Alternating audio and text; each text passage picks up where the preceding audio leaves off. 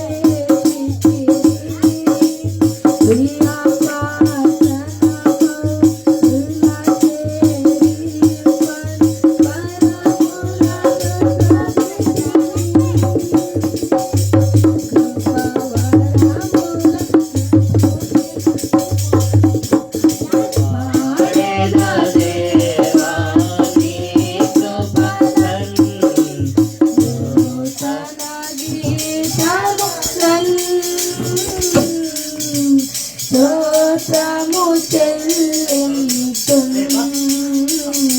స్తుతి స్తోత్రము చెల్లింతుం. పాడెద దేవా నీ కృపలను నూతన గీతములను. స్తోత్రము చెల్లింతుం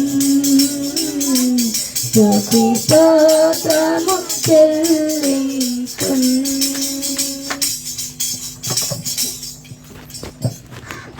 ఏబెల్ అంగొట్టు.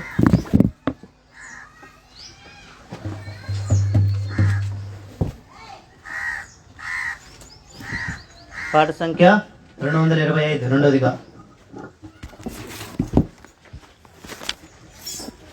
పాత పాటల పుస్తకంలో 796. నేను స్తుతించేదను యేసు నామమును. నే స్తుతించేదను యేసు నామమును. భజించేదను క్రీస్తు నామమును. స్తుతికి యేసే యోగ్యుడని నిత్యం నిత్యం నే స్తుతించేదను. నిత్యం నిత్యం నే స్తుతించేదను. నే స్తుతించేదను యేసు నామమును.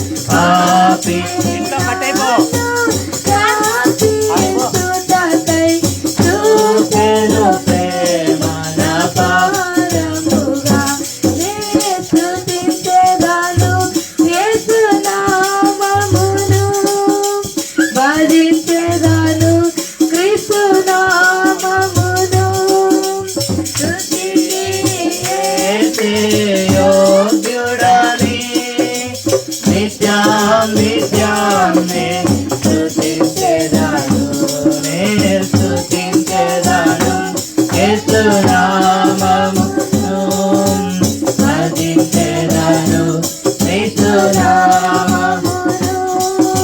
స్తుతికి యేసే యోగ్యుడని నిత్యం నిత్యాన్ని స్తుతించెదను నిత్యం నిత్యాన్ని స్తుతించెదను పాపములన్నీ మాపుటకై శాపములన్నీ మాపుటకై పాపములన్నీ మాపుటకై శాపములన్నీ మాపుటకై ఏ పాపమెరుగని ఆ పావనుండు శాపగ్రహీయై సావందెను ఏ పాపమెరుగని ఆ పావనుండు శాపగ్రహీయై సావందెను నేను స్తుతించెదను యేసునామమును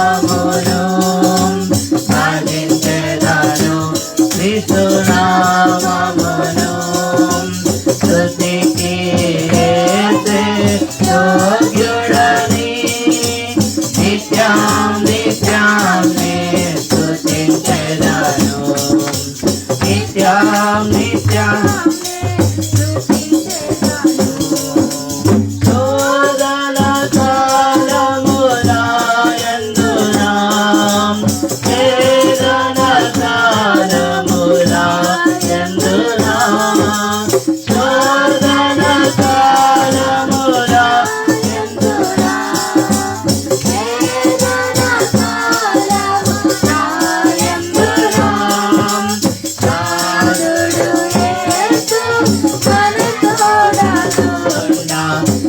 అంతమేగా మన చింతలకు నాదుడు యేసు మన తోడనుండా అంతమేగా మన చింతలకు నేను స్తుతించెదను యేసునామమును భజించెదను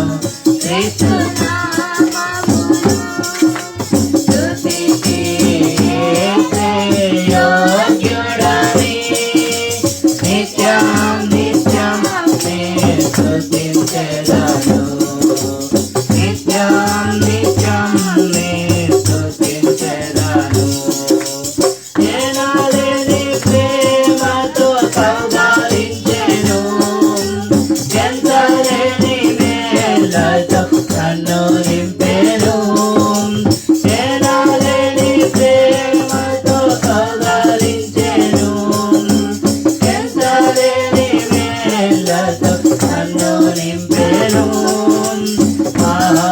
మహామహుండు మహిమా ప్రదానుడు మహిమతో వాచును మేఘముపై మహామహుండు మహిమా ప్రదానుడు మహిమతో వాచును మేఘముపై నేను స్తుతించెదను యేసునామమును భజించెదను క్రీస్తునామమును స్తుతికి యేసే యోగ్యుడని స్తుతించెదను నేను స్తుతించెదను యేసునామమును భజించెదను క్రీస్తునామమును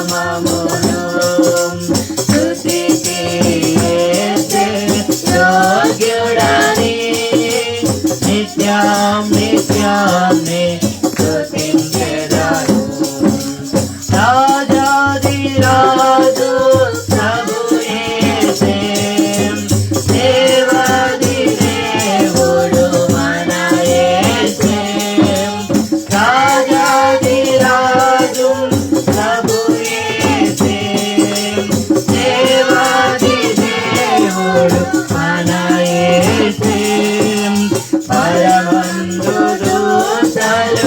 ఇహమందు నరులు పాడుడి ప్రభునకు హల్లెలూయా పరమందు దూతలు ఇహమందు నరులు పాడుడి ప్రభునకు హల్లెలూయా స్తుతించెదను యేసు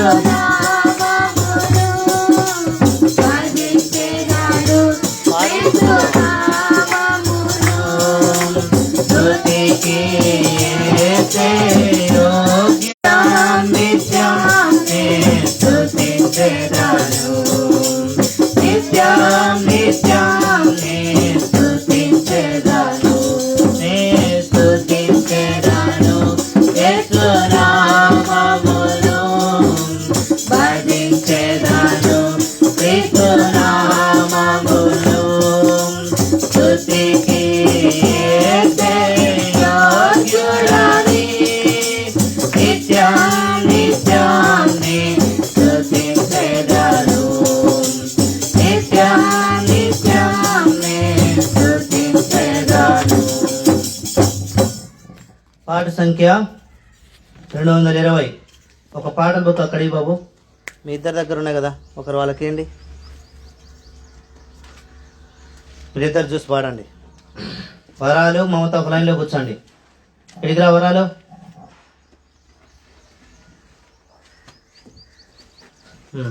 పాటలు అయిపోయిన తర్వాత పాడే కూర్చో. ఆ పాటలు బుక్ ఇవ్వండి. కొత్త దాంట్లో 200. యేసు ప్రభుని ముఖ దర్శనం వచ్చి యేసు ప్రభుని ముఖ దర్శనము చే నా ప్రతి ఆశను తీర్చుకొందును నా ప్రతి ఆశను తీర్చుకొందును యేసు ప్రభుని ముఖ దర్శనము చే నా ప్రతి ఆశను ప్రతి ఆశను తీర్చుకొందును నీవే నాకు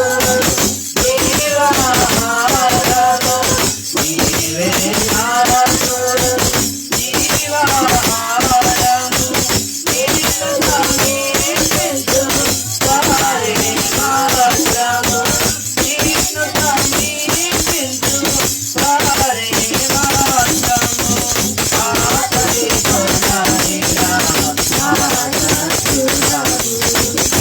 ఆకలి కొననిరా యేసు ప్రభుని ముఖ దర్శనము ఆశను తీర్చుకొందును ప్రతి ఆశను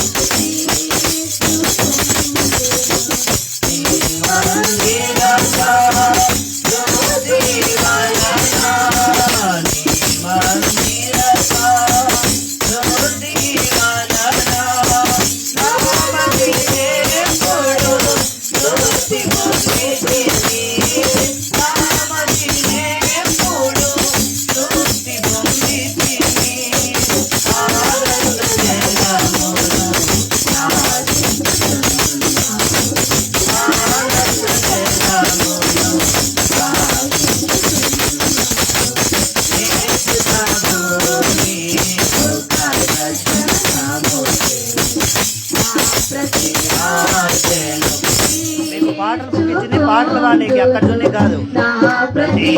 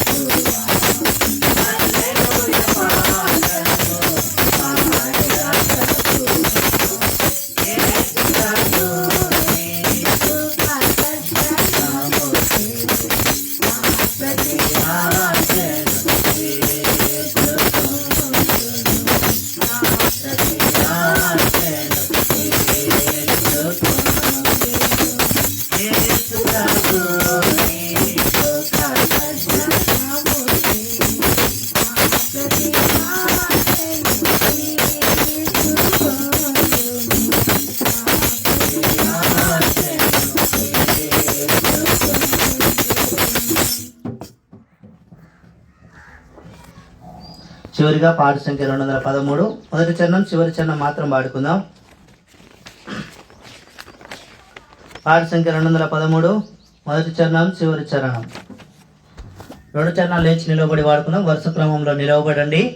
మీరు వెనక ఇంకా ముందు వచ్చే వాళ్ళకు కొంచెం స్థలం వదిలిపెట్టండి. అట్లా అంతా మీరే కూర్చోనికి లేదా మనమే కూర్చోనికి కాదు కాబట్టి కొంచెము వెనక్కి వెళ్ళి వచ్చే వారి కొరకై స్థలము సిద్ధపరచండి.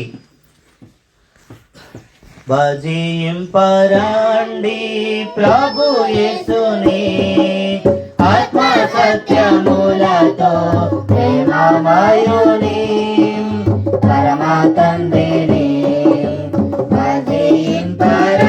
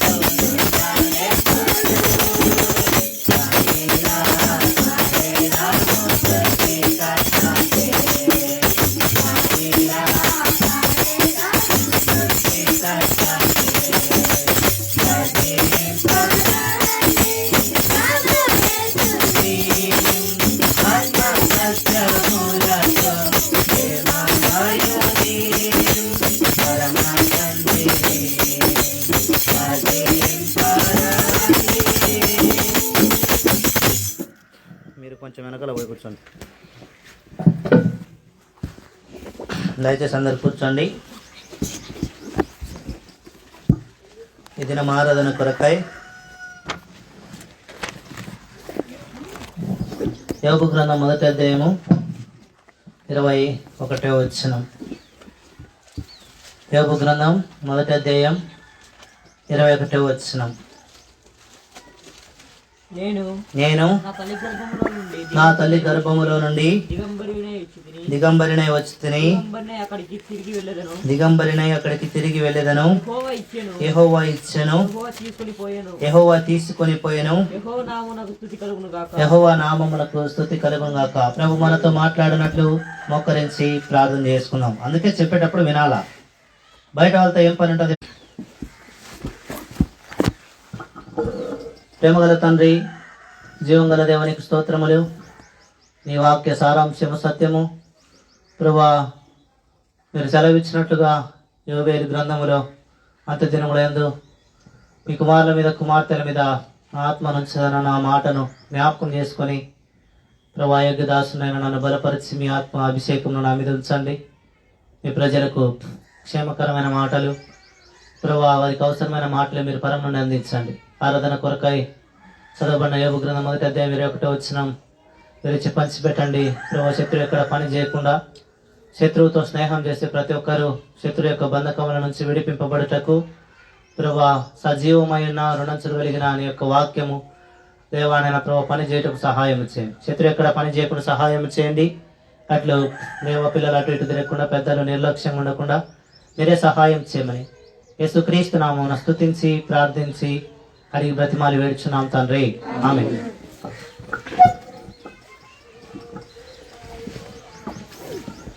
మనం మన జీవితంలో ప్రతిరోజు ఆరాధన చేస్తూ ఉంటాం యథా ప్రకారముగా. అయితే మనం చేసే ఆరాధన ఎట్లా ఉంటుందంటే అవసరం కొరకైన ఆరాధన. దేని కొరకంట? అవసరం కొరకైన ఆరాధనలు చాలా ఎక్కువ అయిపోయినాయి. ఈరోజు నేను రాత్రి బైబిల్ చదివేటప్పుడు ప్రభు చాలా స్పష్టంగా మాట్లాడినాడు. రెండవది, ఎవరి మనసులు నొప్పి పడినప్పటికీ కూడా ఇది వాస్తవమే.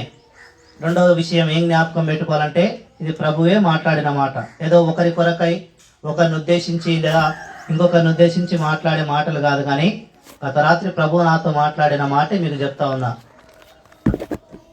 అనేక పర్యాయములు మన జీవితంలో మనం ప్రభువును స్తుతించడం, ప్రభువును ఆరాధించడం ఎప్పుడు ఎలాగుంటుందంటే, అన్ని ప్రభు మనకి ఇచ్చినప్పుడు మాత్రమే మనం ఆరాధించే బిడ్డలంగా ఉంటాం. ఒకవేళ మనకు దేవుడు ఏమి ఇవ్వలే, దేవుడు మనల్ని ఉన్న స్థితిలోనే అట్లే ఉంచినాడు, దేవుడు మనల్ని ఇంకా అప్పుల స్థితిలోనే ఉంచినాడు, దేవుడు మనల్ని ఇంకా ఒంటరిగానే ఉంచినాడు, దేవుడు ఇంకా మనల్ని ఇబ్బందుల కొలిమిలోనే ఉంచినాడు. అయితే అట్లాంటి సందర్భంలో ఆరాధన చేసిన వ్యక్తులు ఎవరైనా ఉన్నారు ఇక్కడ? ఎవరు కూడా ఆరాధన చేయరు.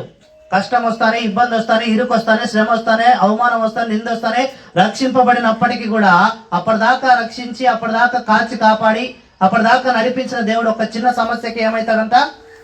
కనబడకుండా పోతాయి మన భక్తి వైరాగ్య జీవితం. అయితే యోబు జీవితము అట్లాంటి జీవితానికి చాలా విభిన్నమైంది. అందుకే యోబు 1వ అధ్యాయం 21వ వచనం రాత్రి చదువుతుంటే ప్రభువు నాతో మాట్లాడిన మాట, ఆరాధిస్తున్నావు, అయితే నీ జీవితంలో ఎట్లాంటి పరిస్థితులు ఆరాధిస్తున్నావు? ప్రభువును ఆరాధించుతాం మనం కూడా. ఎప్పుడు దావీదులాగా దేవుడు మనకు కూడా ఒక రాజ్య సింహాసనం ఇచ్చి, నతానియేల్, ఇప్పుడు నువ్వు ఈ యొక్క రాజ్యాన్ని పరిపాలించు, ఫలానా సహోదరి, ఫలానా కుమార్తె నీ కొరకై సిద్ధపరిచిన ఈ రాజ్యమును నువ్వు స్వతంత్రించుకో అని చెప్తే అందరూ ఆరాధన చేస్తారు. దేవుడు మంచి జ్ఞానం ఇస్తే కొంతమంది ఆరాధన చేస్తారు. దేవుడు ఉన్నతమైన పొజిషన్ ఇస్తే దేవుడికి ఆరాధన చేస్తారు. కానీ అననుకూల పరిస్థితులు వచ్చినప్పుడు కూడా చేసేదే నిజమైన క్రైస్తవులు చేసే ఆరాధన. అందరికి అట్లాంటి విషయాలు సాధ్యపడవు. అందరు అట్లా ప్రభువును స్తుతించరు, అందరు అట్లా ప్రభువును ఆరాధించలేము. కారణం ఏంటంటే, ఎప్పుడైతే లోతైన రక్షణ కార్యం నిజంగా ప్రభుత్వ వారికి సంబంధం ఉంటుందో అప్పుడు మాత్రమే ప్రభువును ఆరాధిస్తారు. లేదంటే మిగిలిన వాళ్ళతో ఏమైపోతారు? రాలిపోతారు. మీరు గమనించలేదో, ఎప్పటికైనా సరే ఈ యొక్క బంగారాన్ని ఎక్కువ ఏం చేస్తారు? ఎక్కడ ఉంటుంది బంగారం యొక్క రేటు పెరగాలంటే ముందు ఎలాగో ఏం చేయబడాలి? అది కొలిమిలో కాల్చబడాలి కదా. మనం చెప్పుకుంటూ వస్తాం సువార్తలు కదా, కాలం ఏమైపోయింది? సమీపించి ఉన్నది. మాయ్ ఆడికి కూర్చో. కాలం ఏమైపోయిందంట? సమీపమైపోయింది. దేవుని రాజ్యం ఏమైపోయింది? దేవుని రాజ్యం కూడా సమీపంగా ఉంది. కాబట్టి మారు మనసు పొందు. అందరికీ చెప్తా ఉన్నాం కదా. అందరూ కరపత్రికలు పట్టుకొని ఇచ్చిన వాళ్ళు ఎక్కడున్న ఏ ఒక్కరు కూడా కరపత్రికలు నేను పట్టుకోలేదు అని చెప్పే వ్యక్తి లేరు. అయితే మన జీవితంలో మనం ఎట్లా ప్రభువుని ఆరాధిస్తున్నాం? అన్ని వచ్చినప్పుడు దేవుడు ఒకవేళ 50,000 జీతం ఇచ్చినాడు అనుకో, ఎగిరి గంతులు వేసి ఆరాధన చేస్తాం కదా. దేవుడు ఒకవేళ డెంగ్యూ ఫీవర్ ఇచ్చినాడు అనుకో, అదే ఆరాధన వస్తుంది మన కళ్ళల్లో నుంచి. నిజంగా ఎగిరి, ప్రభువా నువ్వు నాకు 50,000 జీతం ఎంతగా ఇచ్చినావో, 1,00,000 రూపాయలు జీతం ఇచ్చినప్పుడు నేను ఎంత సంతోషంగా ఆరాధన చేసినా, డెంగ్యూ ఫీవర్ వచ్చినప్పుడు కూడా, కరోనా వచ్చినప్పటికి కూడా నేను అంతే ఆరాధన చేస్తాను వ్యక్తులు ఎవరైనా ఉన్నారా? లేరు. అయితే యోబు జీవితం చాలా విభిన్నమైంది. యోబు అనేకమైన సంగతులు మనకు ముచ్చటించబోతా ఉన్నాడు కదా. ఆరాధన ఎప్పుడు చేయాలంట? అన్నీ ఉన్నప్పుడే కాదు, ఏమీ లేనప్పుడు కూడా ఆరాధన చేయడం నేర్చుకోవాలా. అనేక మంది జీవితాలు అన్నీ ఉంటేనే ఆరాధిస్తారు, అన్నీ ఉంటే ప్రభుతో కలిసి ఉంటారు. ఏమీ లేవనుకో, అన్న మాకెందుకన్నా ప్రభు, ఏమీ లేదు కదా అంటే ఏమన్నా ఇస్తేనేనా ప్రభు? ఏమి ఇవ్వకపోయినప్పుడు కూడా ప్రభువే. ఎందుకంటే నీ కొరకు నా కొరకు నీవు నేను పాపపు జీవితములో ఉన్నప్పుడే ప్రభు రక్తం కార్చినాడు. ఏదో నీవు నేను ఈరోజు నీతిమంతుడుగా బైబిల్ పట్టుకోను, లేదంటే అబద్ధాలు ఆడకుండా, లేదా పక్కన వాళ్ళతో కొట్లాడకుండా, పక్కన వాళ్ళు ఒక మాట అంటే పడే అట్లాంటి జీవితంలో ప్రభు చనిపోలా. ఎప్పుడైతే మనం పుట్టినామో పుట్టినప్పటి నుంచే మన జీవితం పాపం కదా. రండి కీర్తన గ్రంథం 51:5. కీర్తనల గ్రంథం 51:5. నేను పాపములో పుట్టినవాడని. ఎక్కడంతా పుట్టింది? పాపంలో పుట్టిన ఎవరు ప్రేమిస్తాడు? ఎవరైనా ప్రేమిస్తారా? పాపపు జీవితంతో నింపబడి పాపములోనే జన్మించి పాపములోనే జీవిస్తూ ఉండేవాడిని ఏ వ్యక్తిని కూడా పొరపాటును కూడా ప్రేమించాం కదా. బయటికి మనిషి ఒకలాగా ఉంటాడు, కానీ లోపల ఉన్న పాపం ఎవరికి కనపడుతుంది? దేవునికి తప్ప ఇంకెవరికి కనపడదు కదా. ఎందుకు? అంత సాధారణంగా మానవుడు ఏం చేయగలడు? వారి యొక్క పాపమును కప్పిపుచ్చుకునే ప్రయత్నం చేయగలడు. అయితే దేవుడు అంటా వచ్చినాడు ఏమని? నీవు పాపములో ఉన్నప్పుడు నేను నిన్ను ప్రేమించిన. ఈ మాట ఎవరు గుర్తెరిగినారంట? కీర్తన కంటే ముందుగా యోబు తన జీవితంలో గుర్తెరుగుతూ వచ్చినాడు. ప్రభువా నా జీవితంలో అనేకమంటి కలిగి ఉన్నాయి, అయితే ఈరోజు నేను అన్నీ కోల్పోయినా, ఒంటరి అయిపోయినాడు. ఎవరు? యోబు. యోబు ఎవరు అంటే, యోబు కలిగిన సంపద ఎట్లాంటిదంట? యోబు కుమారులు ఎంతమంది? 7 మంది కుమారులు, 3 కుమార్తెలు, 7,000 గొర్రెలు, ఆ తర్వాత 3,000 ఒంటెలు, 500 జతల ఎడ్ల ఆడగాడిదలు, బహుమంది పనివారంట. ఏంటిది? యోబు యొక్క ఆస్తి. ఒక ఒంటె కొనాలంటే దాని విలువ ఎంత ఈ రోజుల్లో?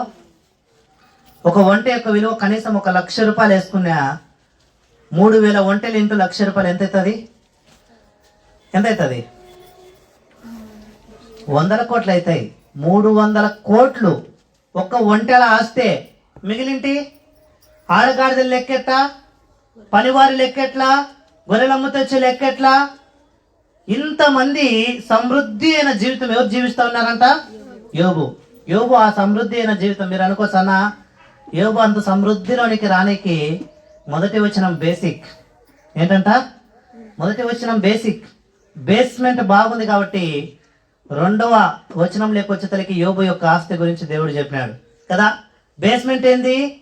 మొదటిదేం యోబు గ్రంథం 1వ వచనంలోనే దేవుడు యోబుని గురించి సాక్ష్యం ఇస్తా ఉన్నాడు. ఏమని? యోబు యథార్థ వర్తనుడు లేదా యథార్థవంతుడు. మనల గురించి ఎవరైనా ఇస్తారా? మన అమ్మ నాన్నలు కూడా మన గురించి అట్లాంటి సాక్ష్యం కదా. కానీ మనం చేస్తాం ఏమని ఆరాధన తెలుసా? ప్రభువా నువ్వు చేసిన గొప్ప కార్యములకి విరిగి నలిగి అంట. యాడ విరిగినావు, యాడ నలిగినావు? విరిగింటే నలిగింటే అట్లాంటి ఆరాధన రాదు. ఎట్లొస్తుంది? విరిగిపోయినప్పుడు నలిగిపోయినప్పుడు. ఒక ఆమె ఆరాధన చేసింది ఏమని? ప్రభువా యాడ ఘోర పాపాత్మరాలైన నన్ను ప్రేమించినావు, ఈ సీమలు కూడా నన్ను ద్వేషించినావు, కానీ నువ్వు మాత్రం నన్ను త్రోసివేయలే. ఎవరన్నారు ఈ మాట? పాపము చేత పట్టబడి పాపమును ఇష్టపడి పాపమును జీవిస్తా ఉన్న ఆమెను ఒక్కసారి యేసుక్రీస్తు ప్రభువారి యొక్క ప్రేమ మాటలు తాకినాయి. వెంటనే పరుగున పాపం అంతా విడిచిపెట్టి వచ్చింది. అయితే అందరూ తృణీకరించినారు, కానీ ఎవరు తృణీకరించలేదంట. అది ఆమె చేసిన ఆరాధన కావాలి ఈ యొక్క మధ్యాహ్న కాలం ప్రభు కొరకై.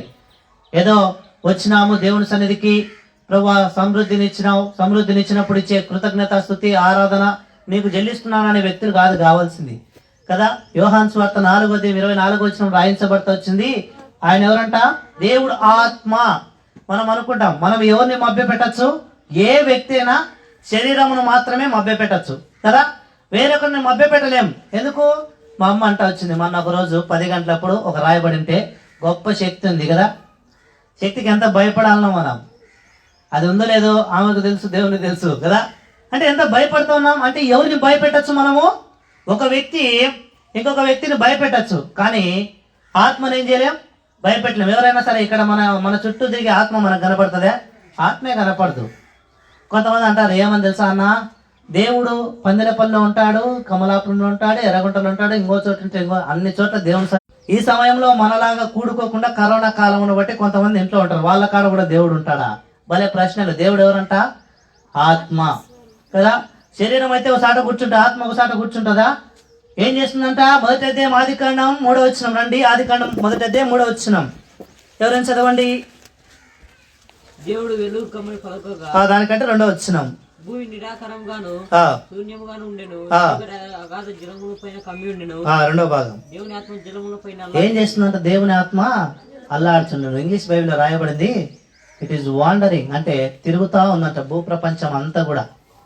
కీర్తన గ్రంథంలో ఇంచుమించుగా దేవుని యొక్క కను దృష్టి, దేవుని యొక్క చూపు అనే మాట 4-5 పర్యాయం రాయించబడతా వచ్చింది కదా. యెహోవా కను దృష్టి లోకమంతటా సంచారం చేస్తూ ఉన్నాయంట. నమ్మకమైన వారిని కనిపెడతా ఉన్నాయంట, భక్తిహీనులను కనిపెడుతున్నాయంట, యథార్థవంతులను చూస్తున్నాయంట కదా. ఇవేంటి? దేవుని యొక్క కను దృష్టి. అంటే దేవుడు ఏం చేస్తూ ఉన్నాడు? భూప్రపంచం అంతలక్కలు ఉన్నాడు కదా. మనం మనుషులను మభ్యపెట్టచ్చు. బైబిల్ చదవకపోయినా నాలాంటి ఒక సేవకుడు అడిగినప్పుడు చేతులు ఎత్తచ్చు. నేనేం అడగలేను కదా. ఏమని? ఎందుకు చదవలే, ఏం చదివినావు? కొన్నిసార్లు ఇలా కూడా చెప్పచ్చు. కొంతమంది ఉంటారు ఇక్కడ, ఎలాగూ అన్నా నేను చదివినానన్నా కానీ మర్చిపోయినా. తినింది ఎప్పుడైనా అరక్కోకుండా బయటికి పోయిన సందర్భం ఉంటుందా? ఉండదు కదా. అంటే మనం ఏమి తిన్నామో గుర్తు పెట్టుకున్నాం. ఆ గుర్తు పెట్టుకుంది కాస్త లోపలికి పోయిన తర్వాత ఏమైంది? డైల్యూషన్ అయింది కదా. డైల్యూషన్ కాకోకుండా ఎనర్జీని ఇవ్వకుండా ఎప్పుడైనా అలాగే వెళ్ళిపోతుందా? ఎక్కువ ఛాన్సెస్ అవి ఉండవు. మన బ్రతుకు కూడా అంతే. మనం నిజంగా ఆరాధిస్తున్నాం ప్రభువుని అంటే, యోబు తన జీవితంలో ప్రభువుని ఆరాధించడం ద్వారా అనేకమైన గొప్ప సంగతులు, అనేకమైన గొప్ప మేలు చూసినాడు. ఎట్లాంటి స్థితిలో అంట? నేనెల్లప్పుడూ యెహోవాను సన్నుతించెదన్, నిత్యము ఆయన కీర్తి నా నోట నుండును. ఎప్పుడంట? నిత్యము. అనుకూలమైన పరిస్థితులు ఉన్నప్పుడే కాదు, అననుకూల పరిస్థితులు ఉన్నప్పటికి కూడా, అనుకూలమైన విషయాలు జరిగినప్పుడే కాదు, మనం అనుకోనివి సంభవించినప్పుడు కూడా ఏం చేయాలా? ప్రభువుని ఆరాధించే మనసు కలిగి ఉంటేనే దేవుని బిడ్డరా. ఇంకా లేదనుకో, బయటలు కూడా అంతే కదా. వాళ్ళు కూడా ఏం చేస్తారు? ఈడొక టెంకాయ కొడతారు, ఆడొక టెంకాయ కొడతారు, ఇంకో చోట కొడతారు. వాళ్ళకు మేలు కలగలేకన్నా షిఫ్ట్ వేరే ప్లేస్కు కదా. చాలా మంది మన జీవితంలో చూస్తూ ఉంటాం, రాజకీయ నాయకులు కూడా అబ్బే టీడీపీలో ఏం పెద్ద లేదన్న పట్టు, కాబట్టి వైసీపీకి, దాని తర్వాత బీజేపీకి, దాని తర్వాత లాస్ట్ ఎవరు లేరు, ఓన్ పార్టీ మేము పెట్టింది గెలుచాం అంటే ఏమవుతున్నారు? ఒకరి మీద ఆధారపడే స్థితి లేదు. అయితే ప్రతి ఒక్క వ్యక్తి కూడా ప్రభువుని నమ్మిన తర్వాత ఎవరి మీద ఆధారపడాలంట? ఈరోజు ఉదయం చదువుకుంటూ వచ్చినాం మేము కీర్తన గ్రంథం 3వ అధ్యాయంలో, నేను యెహోవా మీద ఆధారపడి ఉన్నాను. కాబట్టి ఎంతమంది అంటే దండెత్తిచ్చేది? 10,000 మంది దండెత్తిచ్చినా అని కీర్తనకారుడైన దావీదు ఒంటరిగా జయించగలగడానికి గల కారణం ఏంటంటే ఎవరి మీద ఆధారపడ్డాడు? ప్రభు మీద ఆధారపడ్డాడు. కాబట్టి ప్రభువుని ఆరాధించడానికి, అందరం ఆరాధించడానికి వచ్చినాం. కొంతమంది రక్షణ అనుభవం కలిగి ఉండి ఆరాధిస్తూ ఉంటారు, కొంతమంది రక్షణ లేకుండా ఆరాధిస్తూ ఉంటారు, కొంతమంది సేవకుడు ఏమన్నా అనుకుంటాడని ఆరాధిస్తూ ఉంటాడు, కొంతమంది కనపడాలని ఆరాధిస్తూ ఉంటాడు. అయితే ప్రభువు కోరుకునేది ఎవరినంట? అననుకూల పరిస్థితులలో కూడా యోబులాగా ప్రభుని యథార్థంగా ఆరాధించే వ్యక్తుల కొరకు ప్రభు ఏం చేస్తూ ఉన్నాడంట? కనిపెడతా ఉన్నాడంట. ఇప్పటికి కూడా ఇంతకు దేవుడు కనిపెట్టే సందర్భంలో మనం ఎలా కనపడతా ఉన్నామో దేవుని దృష్టికి? యోబులాగా కనపడతా ఉన్నామా? లేదంటే అవసరానికి మాత్రమే ఆరాధించుకొని పోతా ఉన్నామా? అవసరానికి ఆరాధించిన దాన్ని ఏమంటారు? స్వార్థం. ఇంకా ఏం చేస్తారు? అదొక వ్యాపారం, అవునా కదా? ఇప్పుడు పూర్వకాలంలో ఎలాగుండేదంటే, ఒక చోట బియ్యం వండితే ఇంకో చోట నుంచి ఏం తెచ్చుకునేవాళ్ళు? ఆ బియ్యానికి బదులుగా మిరపకాయలు తెచ్చుకునేవాళ్ళు, అంతే కదా. ఇంకో చోట అక్కడ మిరపకాయలు ఎక్కువ పండాయి అనుకోండి, ఇంకో చోటుకి వెళ్ళి గోధుమలు తెచ్చుకునేవాళ్ళు. అంటే నువ్వు ఈ ఇస్తే నేను అది ఇస్తా కదా. ప్రభుత్వం కొంతమంది యొక్క జీవితం ఇలాగే ఉంచబడతా వస్తుంది. ఆరాధించడానికి వచ్చిన వారి జీవితం కూడా అలాగే. కొంతమంది ఏంటంటే, ప్రభువా ఈ వారం నాకు వారం అంతా పని దొరికితే నేను ఏం చేస్తా? ఆదివారం ఆరాధిస్తా. సరే, ఒకవేళ దేవుడు పరీక్షించినాడు, మొదటి రోజే పని దొరకలా, ఇప్పుడు ఆరాధించాలా ఆరాధించద్దా? ఎట్లా ఆరాధించుతాం? రాదు, మనసు రాదు, కడుపు రాదు. ఏముంటుంది? కడుపు అంటే నాకు అన్నం పెడితే కదా ఆరాధించేది. శరీరం అంటది నాకు సరిగా నువ్వు పోషణ ఇవ్వనప్పుడు నేను ఎందుకు నిన్ను ఆరాధించాలా, నేను ఎందుకు నువ్వు చెప్పిన మాట వినాలా? ఇప్పుడేం చెప్తాం? అన్న చాలా కడుపు నొప్పిగా ఉంది, అన్నం కూడా తినలేదు కాబట్టి పడుకున్నాం. ఎవరిచ్చిన తలంపు? మన దేహం ఇచ్చిన తలంపు. ఇది నిజమైన ఆరాధనేనా? యోబు 3 పూట్ల కాదు, తను అనుకుంటే రోజుకు 6 పూట్ల తినేవాడు సమృద్ధిగా.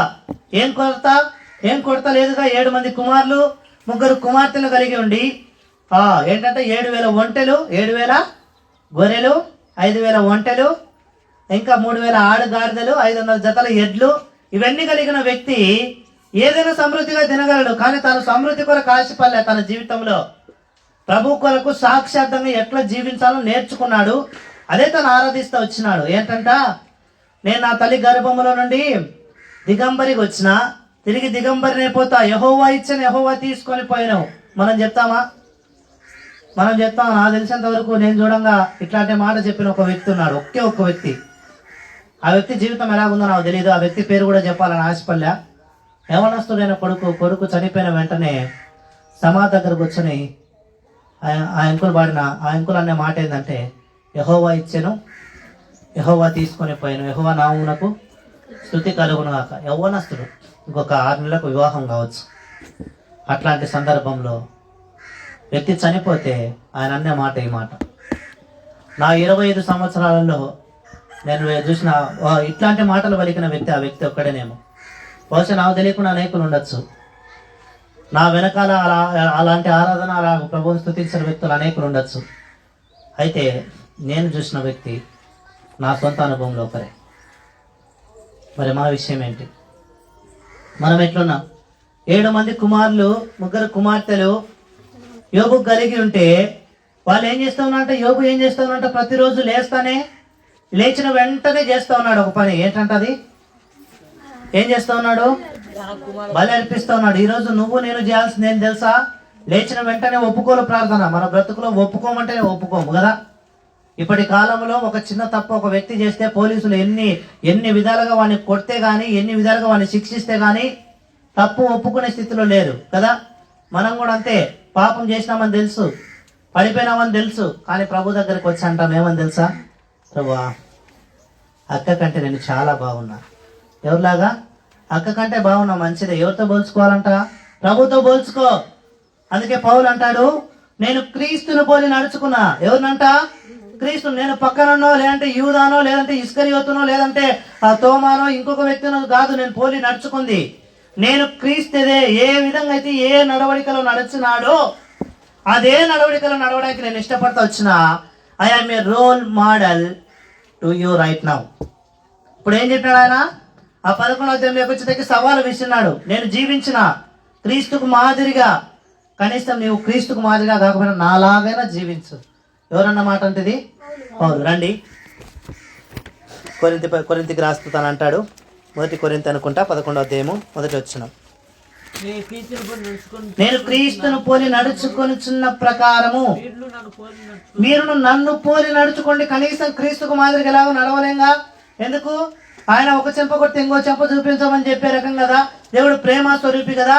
ఇతరులను నిందించినప్పటికీ, అవమానించినప్పటికీ క్రీస్తు ప్రేమ ఏంటి అని అంటే, చివరిగా ఆయన చనిపోయేటప్పుడు కూడా చిరకనిచ్చింటే ఆ వ్యక్తిని కూడా ప్రేమించిన ప్రేమ క్రీస్తు ప్రేమ కదా. అదే మనమైతే ఒక వ్యక్తి ఒక మాట అన్నాడు అంటే ఏం చేస్తాం? ఇంకా 10 అడుగులు ఎగురుతాం. ఏం చేస్తాం? 10 అడుగులు ఎగిరి చివరికి కింద పడాల్సిందే కదా. ఏ ప్రేమ కలిగి ఉన్నావు? క్రీస్తు ప్రేమను తాను ఒక్కసారి గుర్తెరిగి తను ఆరాధించిన ఆరాధన. యోబు ఏమన్నాడు? యెహోవా ఇచ్చెను యెహోవా తీసుకొని పోయాను కదా. యోబు ఆ మాట అన్నప్పుడు బహుశా హృదయంలో బాధ ఉండొచ్చు, కానీ అయితే సంపూర్ణంగా ఈ మాట మాత్రం ఎవరి నోట్లో నుండి వచ్చిందంట? యోబు నోట్లో నుండి. యోబు ఎట్లాంటి సందర్భంలో ఆరాధించినాడు చూద్దాం రండి. యోబు ఆరాధించిన సందర్భం. యోబు గ్రంథం 1వ అధ్యాయము.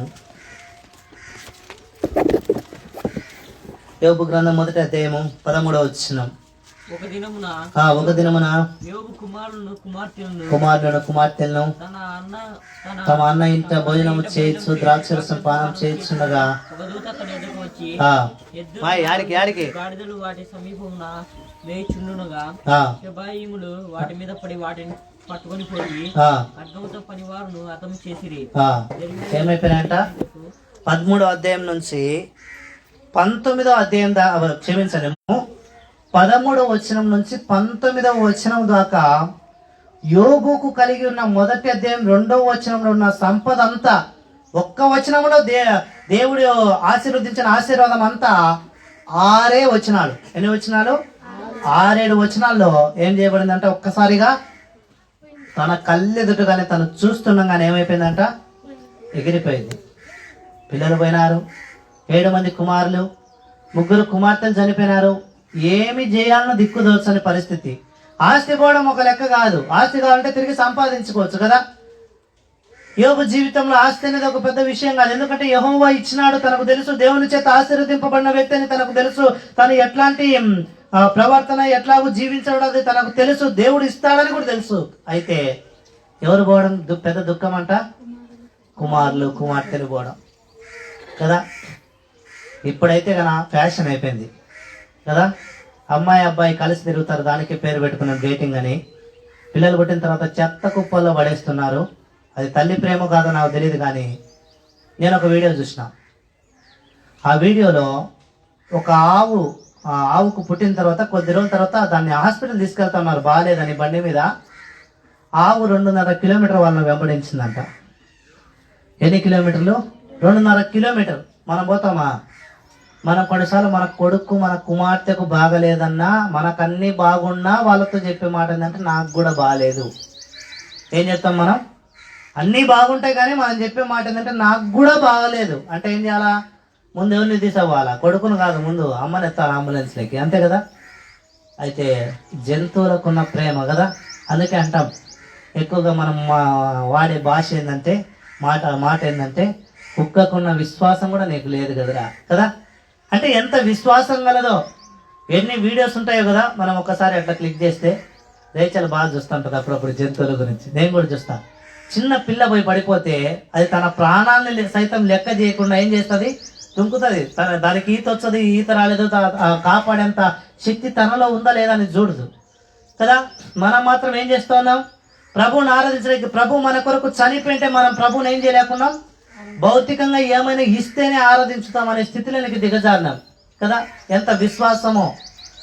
దేవుడిచ్చిన రక్షణలో లోపం లేదు, కానీ తీసుకున్న మనలోనే లోపం కదా. అందుకే సరిగా ఆరాధించలేకపోతాను. అయితే యోబు ఏం చేసినాడంట? 7 కుమారులు ఒకటే రోజు చనిపోయినారు, 3 కుమార్తెలు ఒకటే రోజు చనిపోయినారు. ఉన్న ఆస్తి అంతా ఒకే రోజు పోయింది. చివరికి ఎవరు మిగిలినారంట? తన భార్య యోబు, వాళ్ళిద్దరు మిగిలినారు కదా.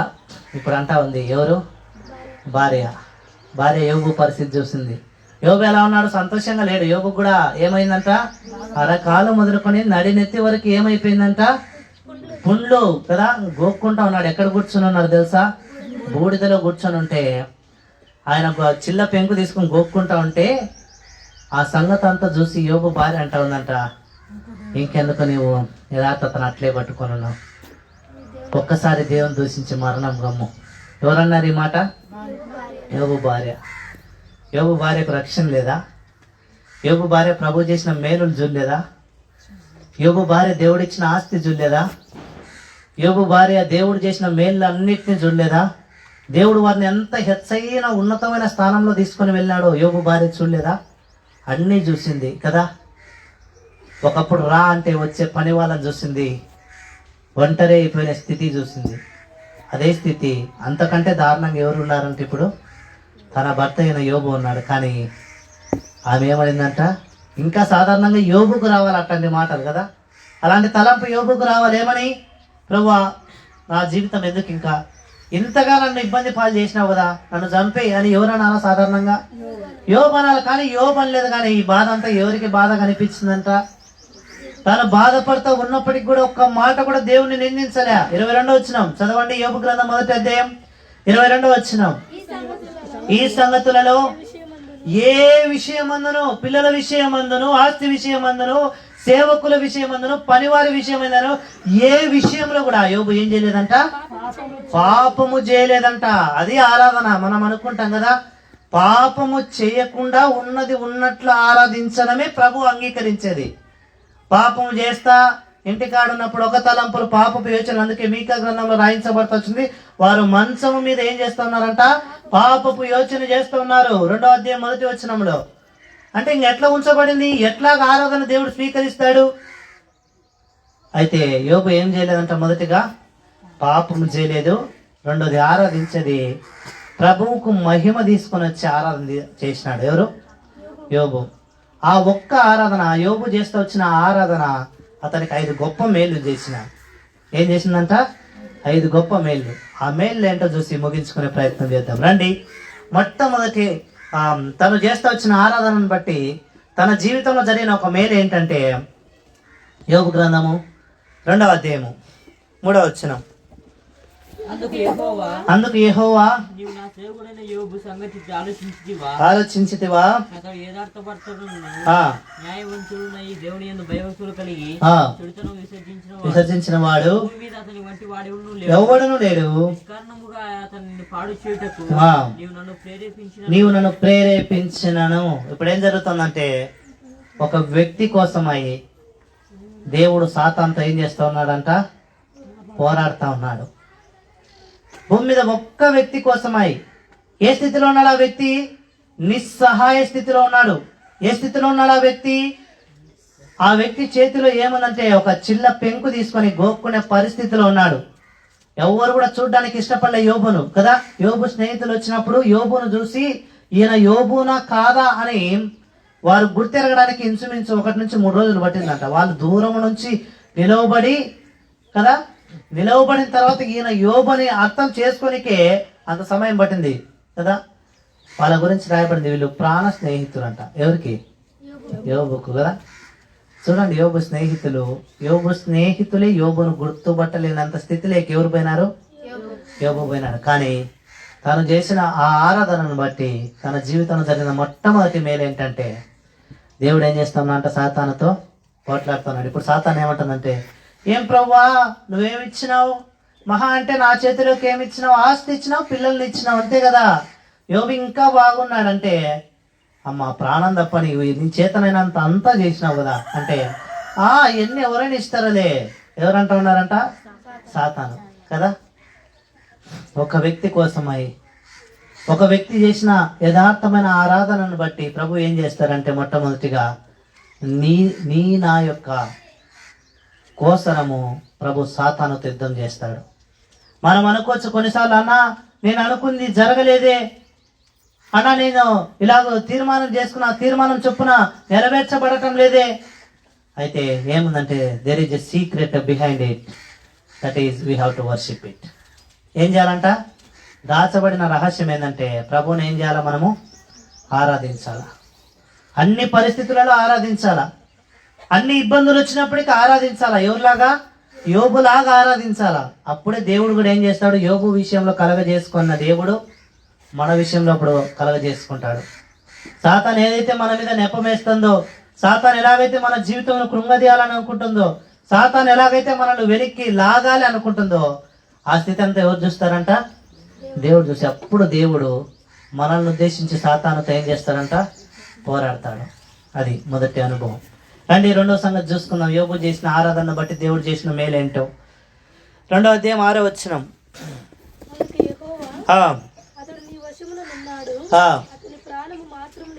రెండోది ఏంటంట?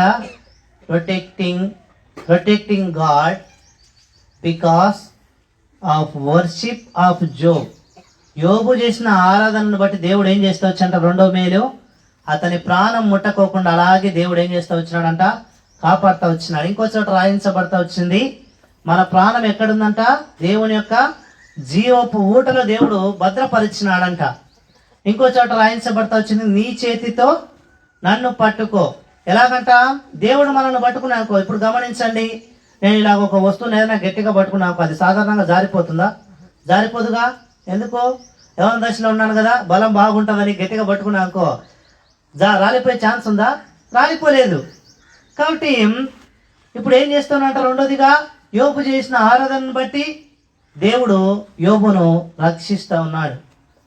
దేవుడు యోబు ప్రాణం కాపాడుతున్నాడు. సాతాను ఇప్పుడు కూడా ప్రేరేపిస్తుంది, ప్రభువా ప్రాణం ఒక్కటే ఇంకెందుకు. ఒకవేళ ఆ రోజు కనుక యోబు ప్రాణం దేవుడు తీసి ఉన్నట్లయితే ఈరోజు యోబు గ్రంథం మనం ధ్యానించే వాళ్ళం కాదు కదా. అందుకే కీర్తనకారుడైన దావీదు అంటాడు, సజీవులు సజీవులే కదా నిన్ను స్తుతించేది. ఈ రోజు యోబు కూడా ఏమంటున్నాడు తెలుసా, అయ్యా నేను చనిపోయి చాలా ఏళ్ళు అయి ఉండొచ్చు, అయితే ఈ రోజుకి కూడా బేతేలు ప్రార్థనా మందిరంలో నా గురించి మాట్లాడుకుంటున్నారంటే కారణం ఆ రోజు నేను చేసిన ఆరాధన, దేవుడు నాకు చేసిన మేలులు. ఫస్ట్ ఏం చేయాలి, మనం ప్రభువును ఆరాధించాల, తర్వాత దేవుడు చేసే మేలు చూడాల కదా. మొదటిగా దేవుడు ఏం చేసినాడంట, ఏం చేసినాడు, సాతానుతో పోరాడినాడు. Is a good fighter. రెండోది ఏంటి, ఎట్లాంటి వ్యక్తి, యోబు ప్రాణం కదా, ప్రొటెక్టింగ్ గాడ్, కాబట్టి రక్షించే దేవుడు. రండి మూడవది దేవుడు ఏం చేస్తూ వచ్చినాడు మేలు. 33వ అధ్యాయం 25వ వచనం, యోబు గ్రంథం 33:25. బ్రదర్స్ చదవండి ఎవరైనా. అప్పుడు వాడి మాంసము మాంసము కన్నా ఆరోగ్యముగా నిండును. రైట్. మూడవదిగా దేవుడు ఏం చేసినాడంటే ఆ కోల్పోయిన ఆ దేహం అంతా ఇప్పుడు ఏమైపోయిందంట, 2వ అధ్యాయంలో చూస్తే కనుక అంతా కూడా చిల్ల పెంకుతో గోక్కునే ఆ యొక్క రోగం అంతా కూడా 33వ అధ్యాయం 25వ వచనం లేకొచ్చితే దేవుడు ఏం చేసినాడంట, బాగు చేస్తూ వచ్చినాడు. పసిపిల్ల దేహం వంటి దేహం అంట. ఏంటంటే మళ్ళీ చదవండి ఒకసారి, అది 33వ అధ్యాయం 25వ వచనం. బాలుర మాంసం, చిన్న పిల్లల మాంసం ఒకటి. అంటే ఎంత మృదుత్వము, ఎంత తేజస్సు కలిగిన దేహమును దేవుడు ఇస్తూ వచ్చినాడు కదా. మూడవది ఏంటంటే ఈజ్ ఏ రిఫ్రెషింగ్ గాడ్ కదా, లేదంటే గివింగ్ ఏ న్యూ స్పిరిట్, నూతనమైన ఆత్మను అనుగ్రహించే దేవుడు. ఎవరంట మూడవది, నూతనమైన ఆత్మను అనుగ్రహించడం. రండి 4వ సంగతి చూద్దాం. 8వ అధ్యాయం 7వ వచనం, యోబు గ్రంథం 8వ అధ్యాయం 7వ వచనం.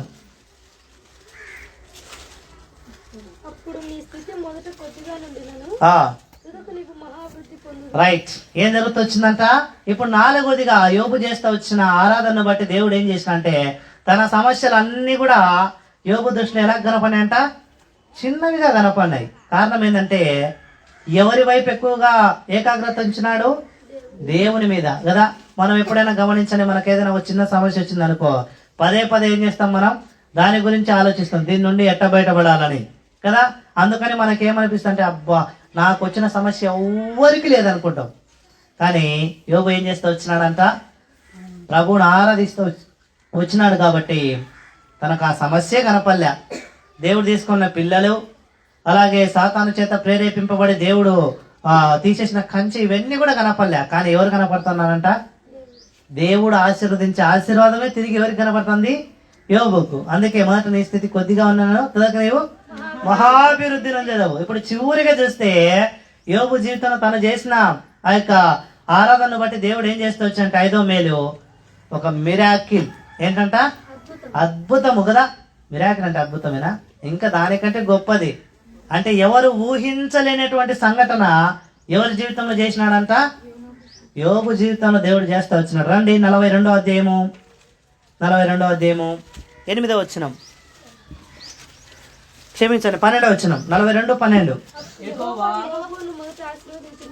అబ్బా, మొదట ఆశీర్వదించిన దానికంటే మరధికమైన ఆశీర్వాదం అంట. ఎక్కడి నుంచి వచ్చినాయి, అందరూ అనుకున్నారు ఏమని తెలుసా, అరే యోబుకి ఇంకా ఇట్లాంటి రోగం వచ్చింది, కొద్ది రోజులు ఇలాగే గోకి చర్మం కాస్త చీకిపోయిన తర్వాత ఖచ్చితంగా చనిపోతాడు, యోబు జీవితం అవుట్. ఎవరు అనుకున్నారు, వాళ్ళ స్నేహితులు, ఆ ఊళ్ళో చూస్తా ఉన్న అందరు కూడా. అయితే దేవుడు చేసిన మేలు ఏంటో తెలుసా, ఎవరైతే యోబు చావును కోరుకున్నారో వారి ఎదుటనే దేవుడు ఏం చేసినంట, యోబును మరి అధికముగా కదా, he blessed more than he have కదా. అతనికి కలిగి ఉన్న దానికంటే, మొదట కలిగి ఉన్న దానికంటే రెండింతల ఆశీర్వాదం అంట. ఏమి ఇచ్చినాడు చూద్దాం రండి, ఏమేమి ఇచ్చినాడు రెండింతల ఆశీర్వాదం అంట. అబ్బా, 14,000 గొర్రె. ముందేంటి ఉన్నాయి 7,000. 7,000 నుంచి ఇప్పుడు ఏమైపోయినాయంట, 7,000 × 2 ఎంత అయింది, 14,000. అంటే దేవుడు ఏం చేసినంట, రెండింతల ఆశీర్వాదం. తర్వాత 6,000 వంటలు. ముందేంటండి 3,000. అంటే ముందు 3,000 కోట్లు ఆస్తుంటే ఇప్పుడు 6,000 కోట్లకి ఎత్తిపోయి 1000 జతలు. ఏంటంటే అప్పుడు ఎన్ని జతలు, 500 జతలే. ఇప్పుడు 1000 జతలు. అంటే రెండింతల ఆశీర్వాదం ఇంకా చివరిగా 1000 ఆడుగాడుదలు అంటే అప్పుడు 500 కదా. కుమార్తెలు కూడా తిరిగి 7 కుమారులు 3 యొక్క కుమార్తెల లాంటి అందమైన స్త్రీలు ఎక్కడే లేరంట ఆ దేశంలో, ఊజు దేశంలో కదా. అంటే దేవుడిచ్చే ఆశీర్వాదం, దాని వెనకాల ఏముంది? యోబు చేసిన ఆరాధన కదా. మన జీవితంలో కష్టాలు వచ్చినప్పుడు, ఇబ్బందులు వచ్చినప్పుడు ఆరాధన ఆపే స్థితి అనేకులు కలిగి ఉంటారు కదా. కొంతమంది ఆరాధన చేయమంటే ప్రార్థన చేస్తూ ఉంటారు.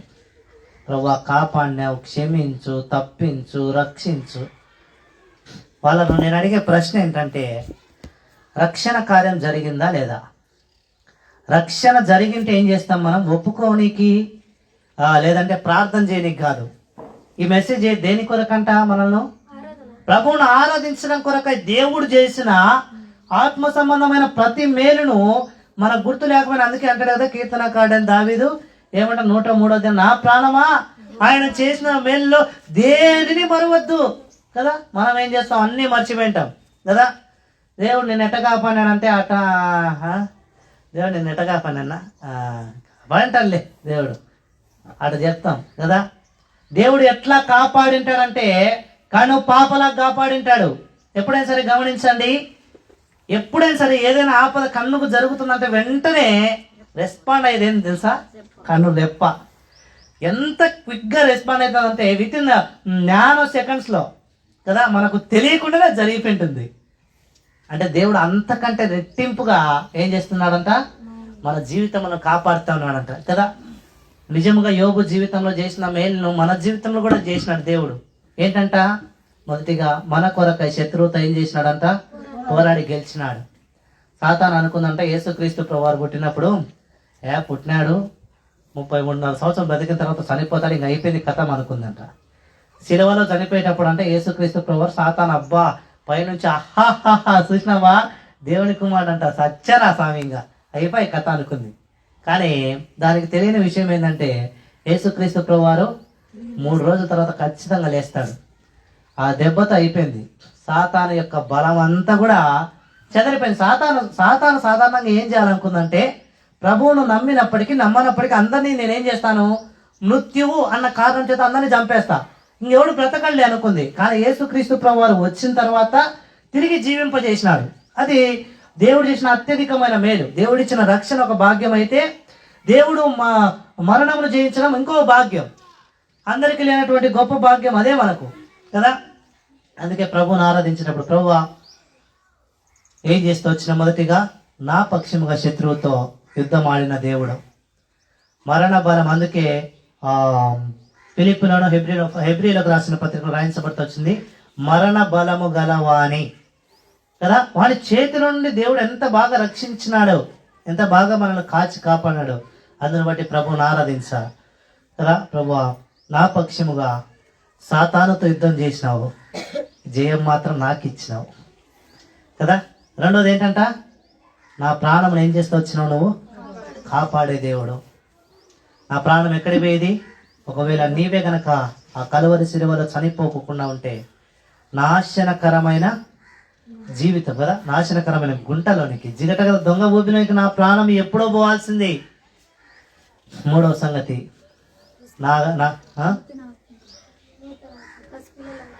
మూడవది ఏంటంటే నూతనమైన సంగతులు కదా, నూతనమైన ఆత్మ, నూతనమైన దేహము కదా, నూతనమైన మనస్సు దేవుడు ఇస్తా వచ్చినాడు కదా.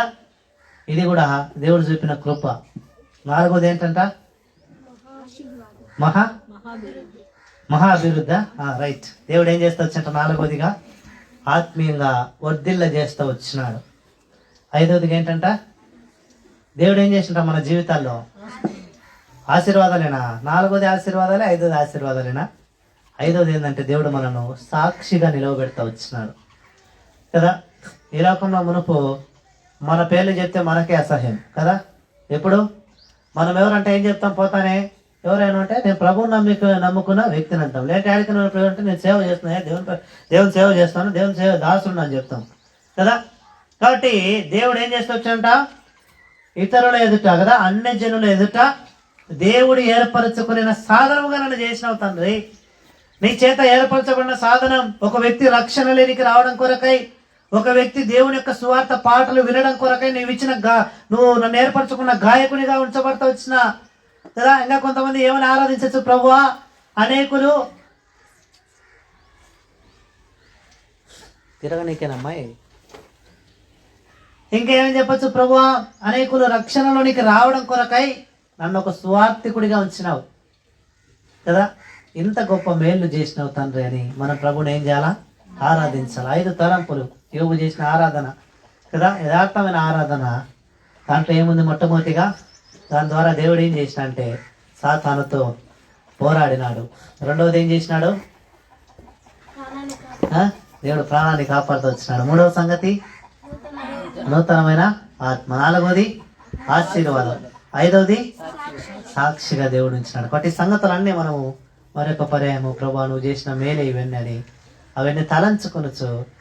అన్నీ మర్చిపోకుండా జ్ఞాపకం పెట్టుకొని ఏం చేయాలంటే ప్రభువును ఆరాధించాలి కదా. నా ప్రాణమా యెహోవా చేసిన మేలు దేనిని మరొద్దు. రెండవసారి అమలు చదువుకుందాం. కీర్తన 103:5 అనుకుంటా. 5వ వచనం కానీ లేదంటే 3వ వచనంలో కానీ రాయించబడుతుంది.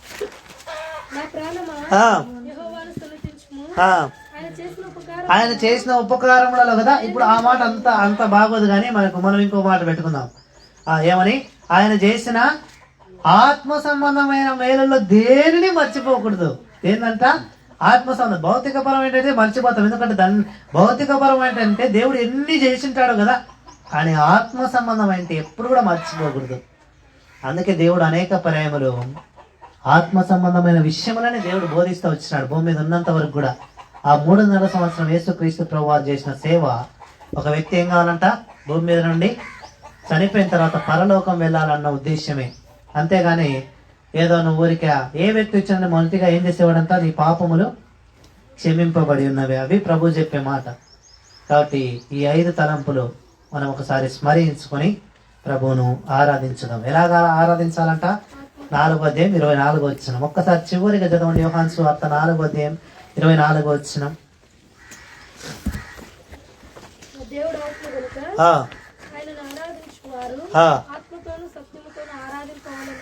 ఎలాగ ఆరాధించాలంట? ఆత్మతో సత్యముతో కదా. ఆత్మ ఉండాలా.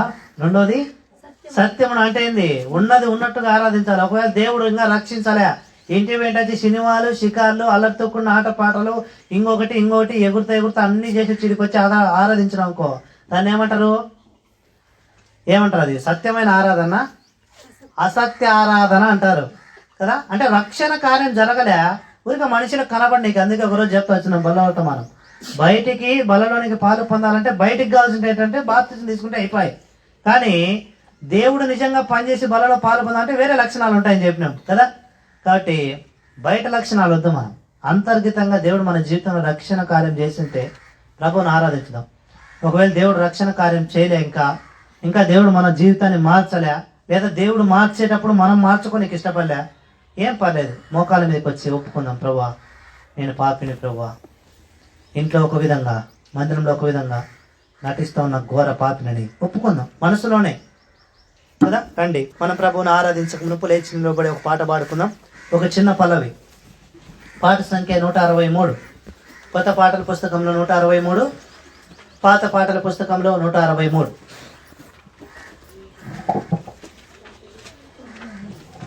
మొదటి చరణం మాత్రం పాడుకుందాం. సన్నుతించెదను ఎల్లప్పుడూ, సన్నుతించెదను ఎల్లప్పుడూ,